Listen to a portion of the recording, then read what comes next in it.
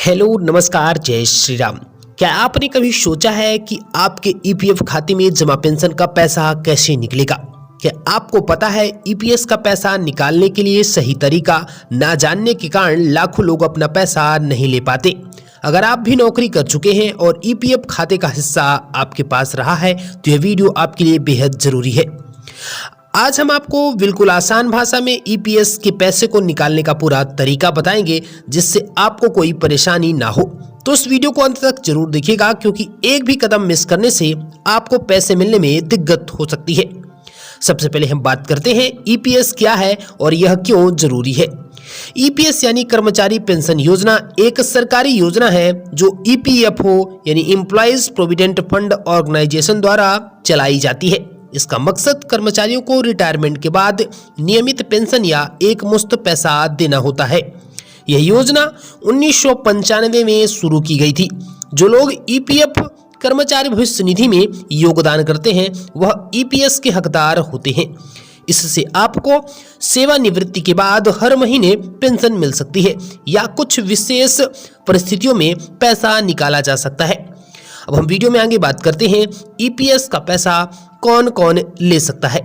EPS का पैसा लेने के लिए आपको इन शर्तों को पूरा करना होगा। सबसे पहला, ईपीएफ खाता होना जरूरी है। अगर आपकी नौकरी 10 साल से ज़्यादा चली है तो आपको मासिक पेंशन मिलेगी। अगर आपकी नौकरी 10 साल से कम रही है तो आप ईपीएस का पैसा एक मुश्त निकाल सकते हैं। 58 साल की उम्र में भी पूरी पेंशन आपको मिलेगी, लेकिन 50 साल के बाद आप कम पेंशन के लिए आवेदन कर सकते हैं। अगर कर्मचारी की मृत्यु हो जाती है तो परिवार के सदस्य पेंशन के लिए आवेदन कर सकते हैं। अब हम आगे बात करते हैं ईपीएस का पैसा निकालने की प्रक्रिया क्या रहेगी। तो सबसे पहले हम बात करते हैं तरीका नंबर 1 जो ऑनलाइन आवेदन करके आप इस पैसे को निकाल सकते हैं। अगर आप ऑनलाइन ईपीएस का पैसा निकालना चाहते हैं तो इन स्टेप्स को आपको फॉलो करना पड़ेगा। सबसे पहले आपको ईपीएफओ की आधिकारिक वेबसाइट यानी कि epfindia.gov.in पर आपको जाना होगा। यूएन पोर्टल पर आपको लॉगिन करना होगा। ऑनलाइन सर्विस में आपको जाकर के क्लेम पर क्लिक करना होगा। आपका बैंक खाता और आधार कार्ड सत्यापित करें। फॉर्म 10C भरें जो पेंशन की राशि निकालने के लिए होती है। प्रोसीड पर क्लेम करके क्लिक करके सबमिट कर देना है। कुछ दिनों में पैसा आपके बैंक खाते में आ जाएगा। वही हम तरीका नंबर 2 की बात करें जो ऑफलाइन आवेदन होता है। अगर आप ऑफलाइन फॉर्म भरकर ईपीएस का पैसा निकालना चाहते हैं तो ये आपको करना पड़ेगा। सबसे पहले नजदीकी ईपीएफओ कार्यालय जाएं और फॉर्म 10C या फॉर्म 10D प्राप्त करें। सभी जरूरी जानकारी भरें जैसे कि नाम, ईपीएफ खाता नंबर, बैंक खाता विवरण आदि। आवश्यक दस्तावेज संलग्न करें जैसे आधार कार्ड, बैंक पासबुक की कॉपी, पैन कार्ड और कैंसिल चेक। फॉर्म को ईपीएफओ कार्यालय में जमा करना है। कुछ हफ्तों में पैसा आपके बैंक खाते में जमा हो जाएगा।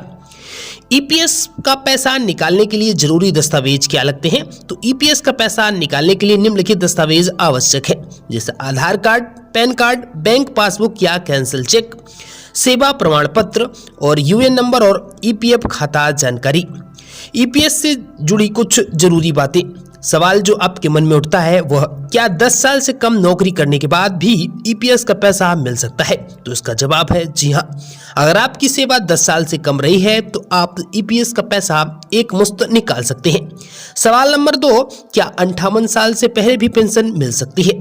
तो अगर आपकी उम्र 50 साल से ज़्यादा है और आपने 10 साल की सेवा पूरी की है तो आप रीयूज्ड पेंशन का विकल्प चुन सकते हैं। सवाल नंबर 3 कि अगर कर्मचारी की मृत्यु हो जाती है तो परिवार को ईपीएस का पैसा मिलेगा? तो इसका जवाब है जी हाँ। यदि कर्मचारी की मृत्यु हो जाती है तो उसकी पत्नी या बच्चों को पेंशन मिल सकती है। सवाल अगला कि ईपीएस पेंशन बढ़ाने का कोई तरीका? जी हाँ, अगर आप ईपीएस 95 हायर पेंशन स्कीम में आवेदन करते हैं तो आपकी पेंशन बढ़ सकती है।